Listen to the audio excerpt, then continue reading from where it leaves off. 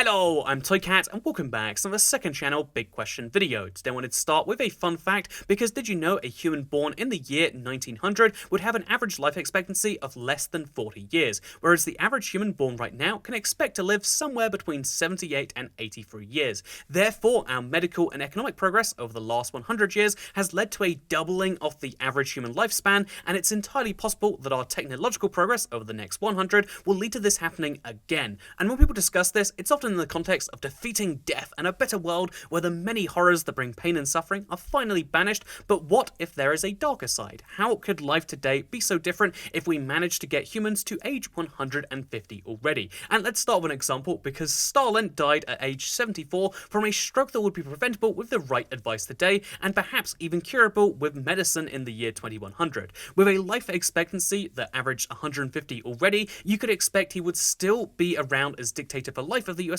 to mention nothing of the North Koreas and other countries of its like of the world, which would still have their original dictators intact. And this is something that is kind of terrifying by itself, but even discounting the leaders for life, political opinions of people born between World War II would make up the majority of the voting base in most countries right now.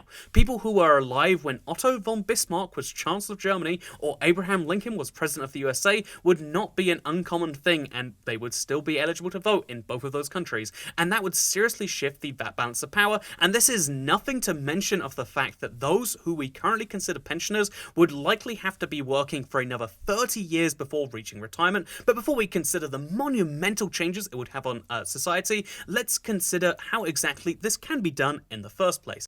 So first of all, let's dispel a rumour. A person being able to live to 80 is not actually a recent phenomenon. Otto von Bismarck himself, alongside Benjamin Franklin and Isaac Newton, all died at age 84, surrounded by countless other less famous examples from those times. Living to that age was not the outlier in a lot of ways that, as you might imagine, because the real progress was made in killing the big killers between birth and about age 10, as children are generally in the vulnerable category when it comes to diseases, as we sometimes forget with COVID being the exception to that, but many diseases do target children in particular. The old and the young, the very weakest in society, are the ones who are most vulnerable, and we did not set out to make humans live longer, but rather we set out to solve a variety of individual medical problems, particularly that targeted both those groups, such as the eradication of smallpox. Side note, it's insane that as a species, we literally eradicated one of the world's most successful plagues. Even 50 years ago, we had the technology to do that. But there are numerous other diseases and causes of suffering we wiped out, which is one of the reasons we went from having 4 to 6 children to a family to the modern fertility rates of around 1.5 to 2.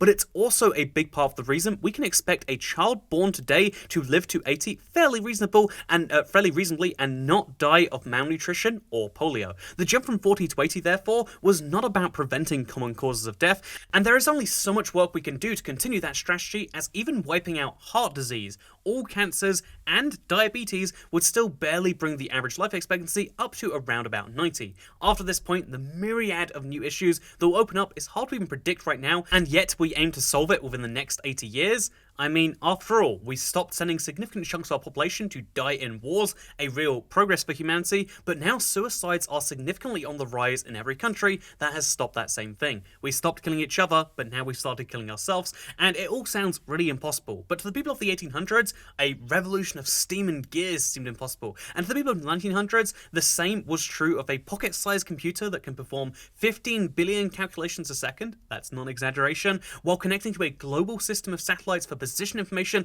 and undersea light signals for the sum of all human knowledge, and YouTube videos like this one. That seemed just as unlikely, just as impossible, and yet it happened all the same. How is it not possible that in the next 80 years, at a time where humanity is moving faster than it's ever moved before, how is it not possible that we take the one thing that is coming for us all, the death that is around the corner for everyone, and how is it that we don't manage to push that back by at least a little bit? However, the one thing that the very companies working on life preservation techniques right now won't mention is that it is a huge hurdle that we are not guaranteed to overcome. The future as we imagine it is always something that impacts the real future, but it is never a perfect mirror. Despite the longings of the jet age, most people do not own a plane, and despite the technological singularity society. We have no real timeline for robots replacing humans, even just the simplest predictions of how were phones going to look in the future. I mean, flip phones have not made their comeback, and VR, still has yet to make its imprint. We don't live in virtual worlds just yet, despite these all being predictions that should have happened a long time ago.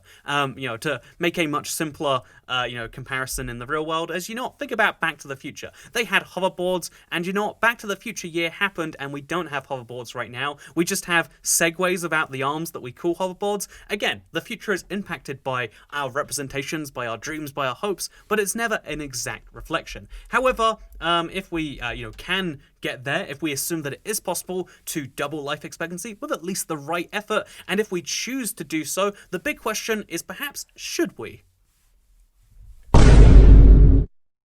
I think most human beings would answer this question individually with a yes, and most YouTubers would take the optimistic view that defeating death, or at least pushing it back, is one of the great things we might achieve in our lifetimes. Personally, the reason I'm fascinated by this whole question is because of how horrifying it sounds to have a society where people could live twice as long. Let's just start with the practicality of life and how it would need to change, because with your current 80-year lifespan, you learn for the first 20 to 25 years of it, you work for 40 to 45, and then you retire with the last 10 to 15. This gives you an active to inactive ratio, times when you are actively working on society versus when society is working to look after you. A ratio of just under 50-50, which means just about half your life is spent working into society versus the other half where in exchange it does the same for you. To keep this ratio, retirement would not have to shift by a year or two, as is currently causing protests in many parts of the world, but by a literal half century, given the increase in education required. I mean, we could take those same years and be like, yeah, education would have to be year 0 to 30, work would have to be year 30 to 115, and then retirement could be year 115 to 150. Even if we're super generous and we let people retire at 100, which would make you not working for more than half your life, that would still give you 70 working years in a row, and it would still mean that at age 90 or 95, what we currently think of as the frail years where you're barely even alive, you would have to be working for the fundamental maths that we have based society on to actually work out. And even this is only possible if our bodies can live to 150 and still be capable of work at those ages, something which doesn't seem possible right now for sure. The alternative could also be a world where we have the technology to let people live past 100, but decide it is not worthwhile after a certain point, because after all, living to age 70 requires you to just not catch any major diseases or die in an accident, but living to age 150 will require a lot of medical treatment, one assumes. Is it ethical to only allow a small portion of mankind to get there? How much of your life will you have to save just to be able to live a longer, less enjoyable life? One of the biggest killers is obesity, killing millions of people a year. We know how to prevent it, and yet we allow people to do exactly the opposite of that correct, perfect advice. This seems inhumane, but it comes down to our modern philosophy of allowing people to maximize their own happiness as long as it is not the harm of other people. We live in a world where life is not the end goal of society, rather happiness is. Would we be able to see the same scenario happening where people die at age 80 and choose not to buy life extension technology because they spent all of their money earlier in life? Would we be able to see that the same way, where they maximize their happiness for 80 years rather than living 150 by forcing themselves to get through that? It's kind of hard to say until your relatives and you come across this personal situation, but this is not to consider the fact that society would actually progress slower with the lengthening of a lifespan. Sure, the greats and the evils would be able to live another 70 years, but so would the average voter, the average scientist, and the average manager. Ideas progress mostly through those holding those ideas dying, which means we could expect the rate of change in society to more or less half. The average voter, the average customer, the average consumer would go from around about age 38 to something more like age 78.